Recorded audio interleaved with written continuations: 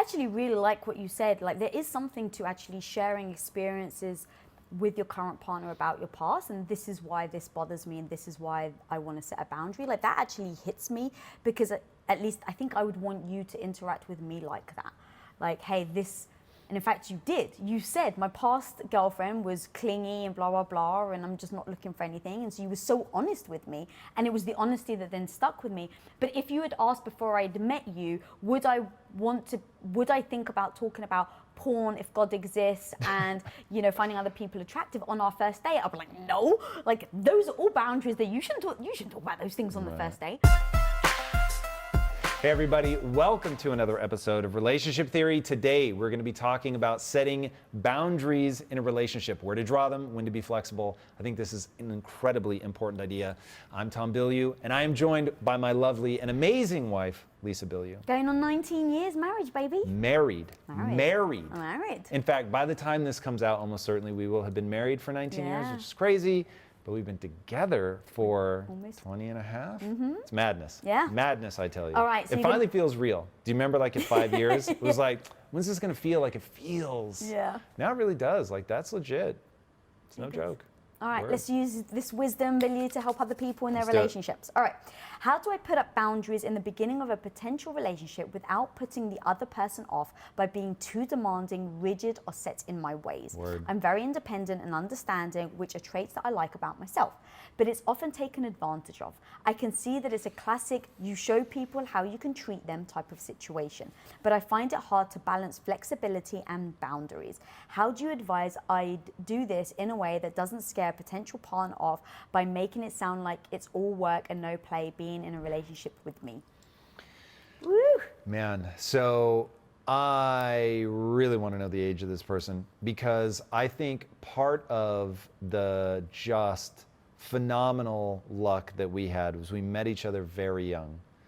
And the fact that we got together you were 21, I was 24, so very early.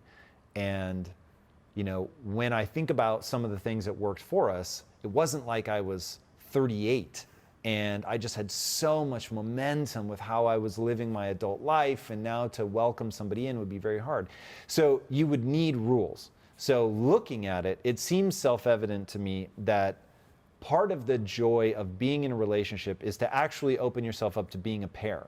And you've got to want that. And whatever, like, social stigma you have, so again, pathologies on both sides. So, hey, I've just gotten into a new relationship and nobody recognizes me anymore. I ditch all of my friends. It's like the classic, oh, whenever you're with somebody, like, you cease to be you. I have friends like that. It's so weird to watch them get into a relationship where I'm like, I don't even recognize you. Like, it's, there is you single and you in a relationship. And from the outside, it's so obvious and so amusing. And then there are people that are like, they don't change at all. And both of those are problematic. You should change. Like, you are becoming a part of a pair, and understanding that the trade-off of giving up some of the, like, rhythms of your life should be a very worthy trade. So it's like the advice that I got about having kids. Tom, have kids, don't have kids. It doesn't matter. But whatever you do, do it all the way. Be in a relationship, don't be in a relationship. It doesn't really matter. But whatever you do it all the way. Like, if you're going to be in a relationship, like, be in a relationship. Understand, this doesn't mean you give up yourself. It doesn't mean that you stop having selfish time. It doesn't mean that you stop doing your hobbies and give up your goals. But it does mean, like, you're not a single person anymore. And if you're aching to be a single person, you're doing it wrong. Like, either you've got the wrong person, or maybe you just relationships don't speak to you in that way, whatever. But if you're going into a relationship, saying to yourself, I want this. Like, I am willing to make significant trade-offs in the rhythms of my life. I think that's the right way to say it. The rhythms of my life, to be with this person, to bring them into my world, or to enter their world, or both, quite frankly. And that's why I'm doing it. And so at that point, it's like, yes, people do treat you exactly the way you let them treat you. So you're gonna want boundaries. For instance, on our even getting together as young as we did, so for context, I was just trying to get laid, And I was thought, trying to have a summer fling. right? So, with a which is hot another way American of dude. saying that you wanted to get laid. And I was like, legally, she's obligated to leave the country. Because of my visa. Right. It felt perfect. I was like, this is amazing. And I don't understand people's friction around that idea that sexual attraction is how a lot of this begins. That's nature. Nature has done that to you. Don't get mad at me, right? Like, this is evolution. So in that sort of initial thing, I was like, well, you're leaving anyway. This isn't going to be a long-term thing. I'm just going to be really, really who I am. And it wasn't even like super premeditated. It was just like I'd been in a relationship with somebody that I thought got a little Looney Tunes. And I was like, well, I'm not doing that again. And so I was just like, hey, this is where I'm at, how I think, and take it or leave it. So I was like, look, I'll always find other people attractive. I assume you will always find other people attractive. That's not weird to me. And this wasn't done in like a pushback way. This was like so fun. It was such a fun conversation to be like, I'm not trying to posture, like here it all is.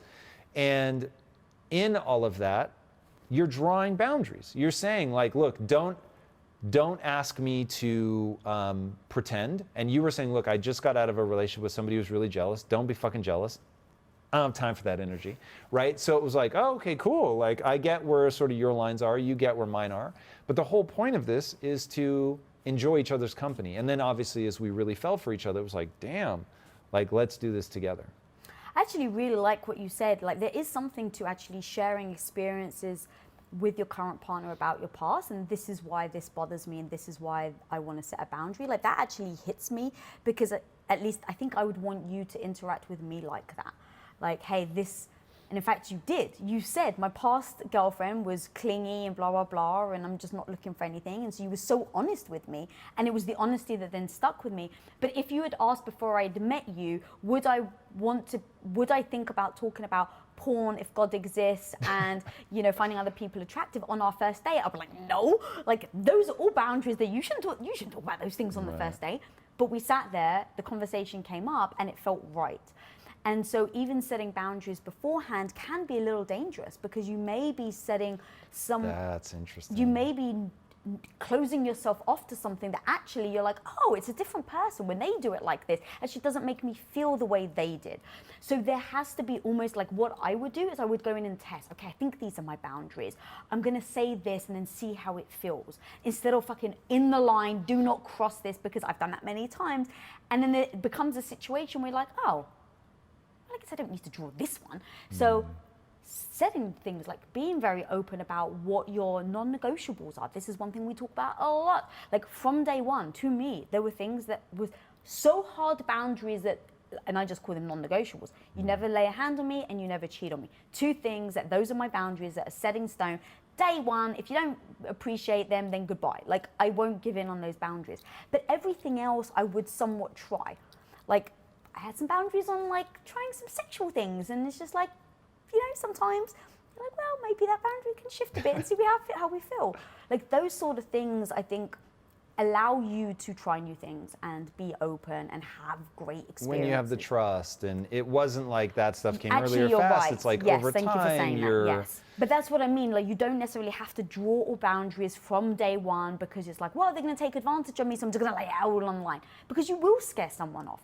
It's like, imagine me and you on our first date. If you had came to me with all these freaking balls, Right. I wouldn't have gone on a second date with you to find out It's who really you really interesting. were. Some of this might be like a framing mechanism thing. So imagine for a second that you know what your boundaries are. And there are some that are hard and fast. There's a lot that you're pretty sure like you're not going to do. There's two ways to respond when somebody brings them up. I'm never going to do that. Way one, hey, fair enough, your boundary's super clear. The other one is, doesn't yet strike me as interesting.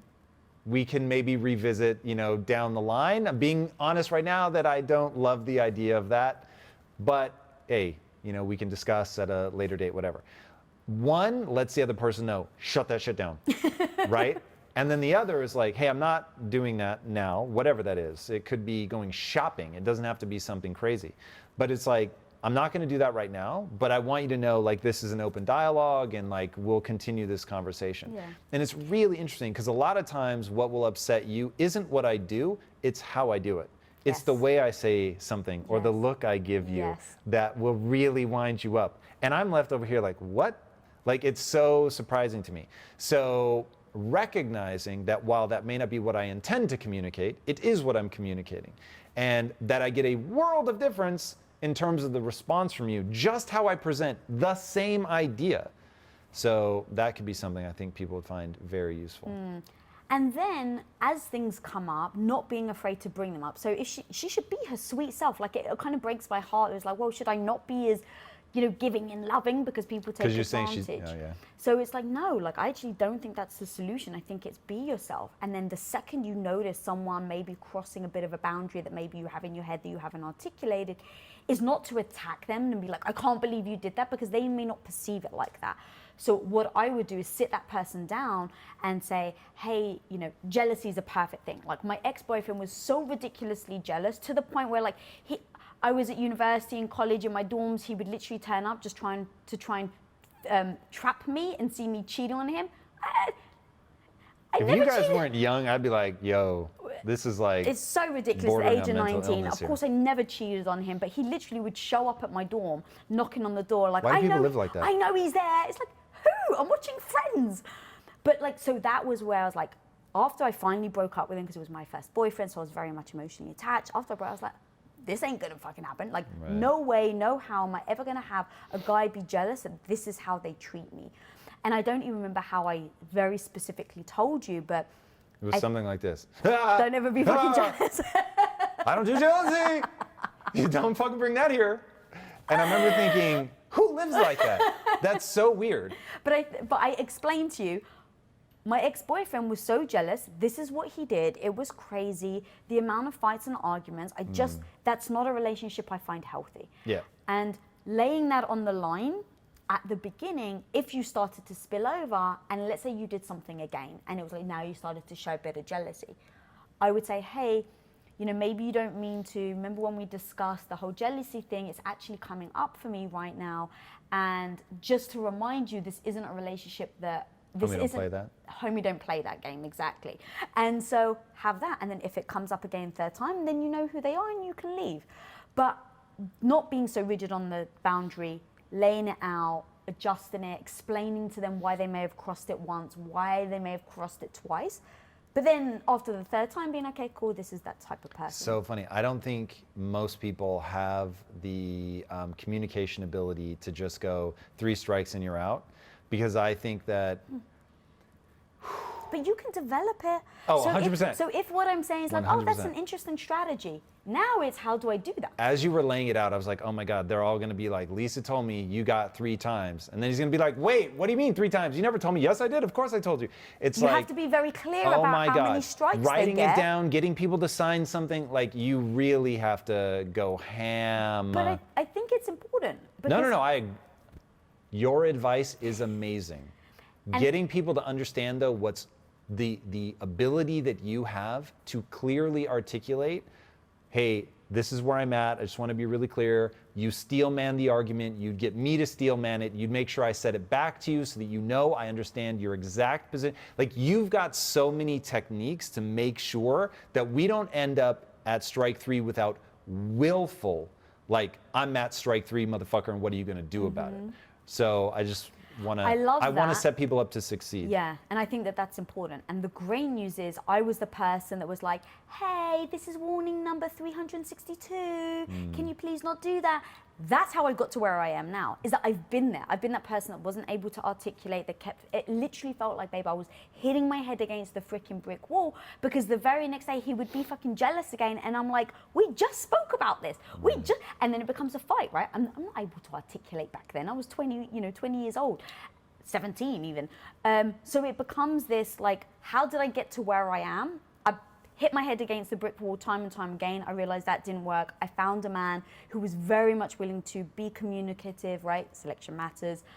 And then adjust accordingly. So it's like, okay, I've mentioned this 3 times. We're still not where we are. Why not? What is the ownership I can take with myself? What am I not communicating with to you? And then, the same with you. But we always say the thing in our relationship, right, is set the person up for success. I want you to win, babe. I really want you to win. So set you up for success and be honest with, hey, we're actually crossing a line now. because you may not realize we're crossing a line. And if that feels true to me and I don't say that to you, that's bad on me. That's bad on me for not communicating that to you. That's not your fault. You may go, oh shit, how did we get here? To me, I was just on, trial 2. So I just think, and I'm not saying everyone should get 3 strikes, I'm just saying that's how I would discuss it, where if it got to the point where you feel like it's falling on deaf ears. Yeah, you would have to address that. Can we introduce people to a concept, Sure. a British concept? So there's this whole idea of being taken advantage of in this question. And I want to push back on that because I don't think that people can take advantage of you. Is that a British phrase, first No, of all? we're going to, no. We'll get to the British phrase in a second. I just want to make sure that I agree with what I'm thinking. But yes, I don't think people can take advantage of you. They can certainly try, but they can do what the Brits call taking the piss. Now, I remember the first time I heard that phrase, it hit me so wrong. I thought it was so vulgar, which is weird because I swear. Shit hits the fan. Yes, I know. It's so weird. Part of it is just I was not used to hearing it, right? Yeah. So anyway, so this idea of taking the piss, it is perfect to this because somebody can take the piss where they will overextend, where you're like, are you for real? But it's up to you whether you actually let them take advantage. Because you can say, whoa, whoa, whoa, like, no, we don't do that. I don't play that, like, stop. So that does come down to, it's not that people are taking advantage of you because you either let that happen or you don't. But people can overextend, they can take the piss, they can be just absolutely ridiculous in what they're asking for or trying for or whatever. But at that point, that's where we say, hey, you are officially now taking the piss. Like, this is crazy. Just like even trying to cross that line is crazy town. So, and I know that a lot, like this is sort of the camp that moms fall into. Like they so get into the mindset of service, of doing something for other people, of putting other people first, that people will take the piss. Like they will just expect you to do X, Y, Z to, I mean, like you're probably going to push back on this because it was just another way of looking at life, but your grandmother, your yaya, in the village would literally stand while everyone else ate and then would eat after she had like cleaned up and everything. That's so crazy. It's so foreign to me, She wouldn't eat with everyone else. She Yeah. would sit in the corner, watch everyone eat, and then wait for everyone to finish, and then she would sit by herself and eat. Yeah, so cultural differences, whatever. So I no value judgment on that whatsoever. If your grandmother was happy, no beef.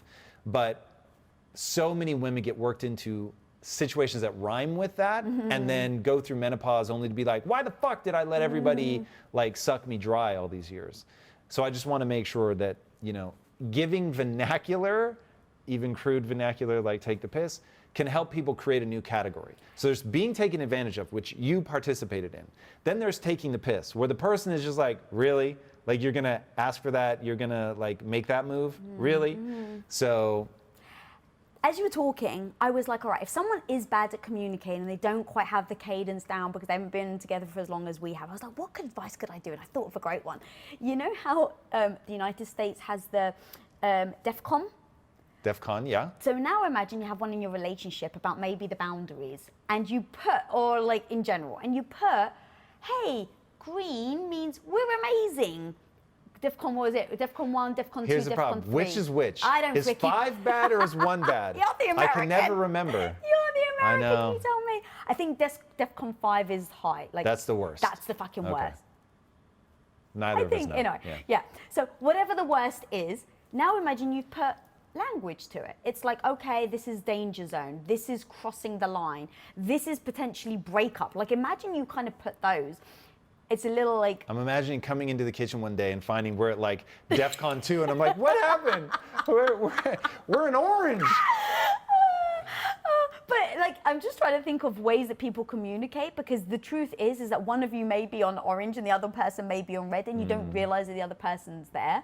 And that's where like me and you always talk about, don't let the dust settle, right? Like always saying in real time when something's bothering you, because what ends up happening is you go from 1 to 5 without even realizing. You're like, what the fuck? Where did 2, 3, and 4 go? So to avoid that from happening, then you could potentially do something like that where you're articulating to the other person that things are shifting. Yeah, it's funny how many things you have to put into words. I was listening to something today about screenwriting, and the guy was like, here's the magic question to ask in screenwriting. How do we know that? Because when you're writing the story, it seems self-evident to you, oh, there's a bomb in the briefcase. But to the audience, you have to ask the question, how do they know that? In your relationship, you need to ask that same question. Like, I'm really upset. This is really offensive to me. This really bothers me. This is taking the piss. How does the other person know that? Like, what are you doing? And if the answer is, I gave them a dirty look, or, well, I made this cryptic statement, it's like, you're setting yourself up for failure. All right, like, you need fine. to say, hey, this thing makes me feel exactly this way. Like, and this is a real breakthrough for people, and we should do an episode on this, is base assumptions. When two smart, loving people disagree vehemently, you almost always have a collision of values. So you each have a different base assumption about how the world works, or about how relationships should work, or about how whatever, how dishes should be put away, whatever. You have a real, like, each of you thinks of something as being self-evidently true, that it doesn't even need to be vocalized. Obviously, it is this way. And so you're going at each other. And I remember this came up for the first time in business for me. And I was like, the guy that I'm like really getting angry at, and who's really getting angry at me, and I'm thinking this guy's a fucking moron, and he's thinking I'm a moron. And I thought, but I know he's not a moron. Yeah. So what the hell is happening? And I just thought, and again, thinking as a writer, what would need to be true for this character to both be smart, sane, and be acting the way that they're acting? Well, if they believed this, then everything else would make sense. And so I was like, do you believe this? Yes, of course. Oh my God. I was like, what? So then I was like, all right, I'm going to call this a base assumption. You have that base assumption, but this is my base assumption. So all of my arguments are built on this foundation. For instance, I'll just give people a real one in our relationship. Efficiency matters more than tidiness. That's self-evidently true to me. That's your base Oh, assumption. yeah. How on earth can people move through the world thinking that being tidy matters more than being efficient? That's madness. Now, your base assumption is tidiness, efficiency, what?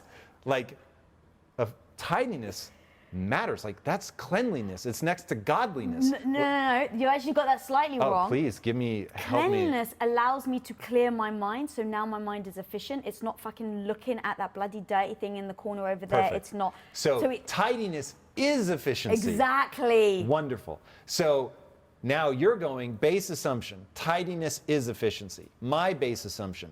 Tidiness is the enemy of efficiency.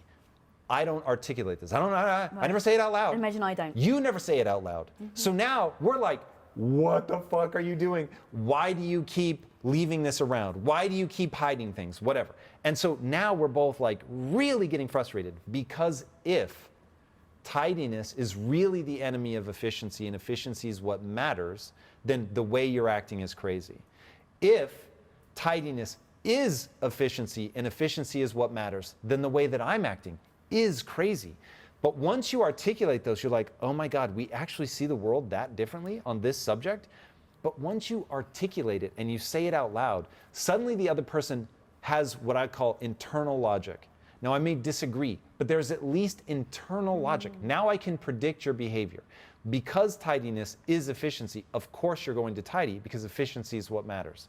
Of course, if I believe that tidiness is the enemy of efficiency, I'm not going to be tidy. Now, again, we may not agree with each other, collision of values, but now we can understand each other, and that alleviates a lot. Oh, God, it's so good. And then one more added thing to that is, in those situations, once you start to go, oh, what's your base assumption and what's mine? It takes away the right and wrong. Because I think sometimes when you get into arguments like that, it's like, you're freaking crazy, you're wrong. How the hell is, being messy efficient? Like, what are you talking about? And it's like, no, that's just how my assumption, that's how I function. So now that's how I see the world. How I see the world. That's like that's an better. important, and so here, now we're really in the advanced class.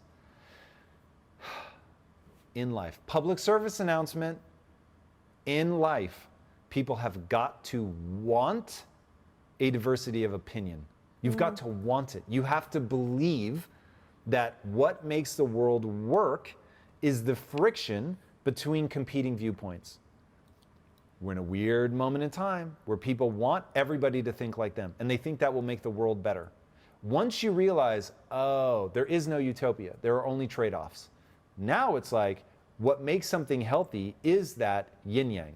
There's a reason that symbol exists and has existed for, I mean, God knows how long, hundreds, thousands of years. Yeah. This idea of within one is the other.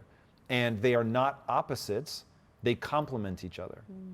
And right now, people are looking at the world as if it's opposites colliding, and one is right and one is wrong.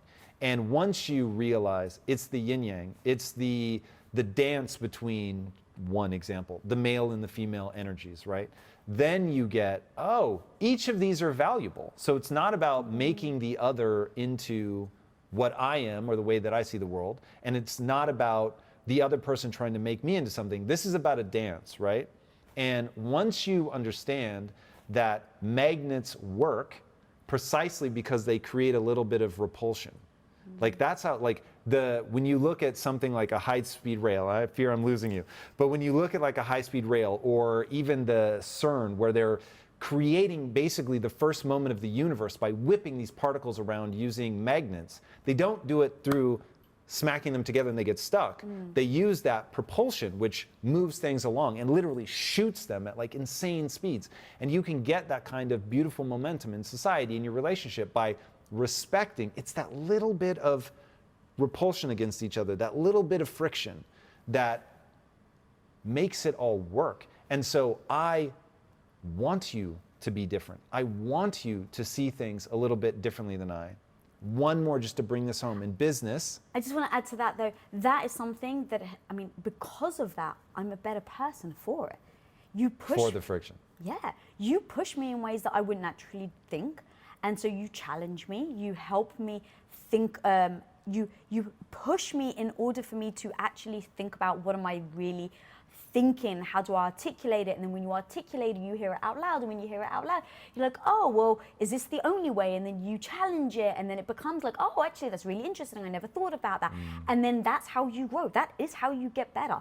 It is finding someone that has the same goal, I think, right? Because you want me to do well, so you're willing to challenge me. If you wanted my demise, then you're challenging me, I wouldn't listen to, right? So finding that person that isn't exactly like you, that can cause the friction in order for you to get better and for you to grow.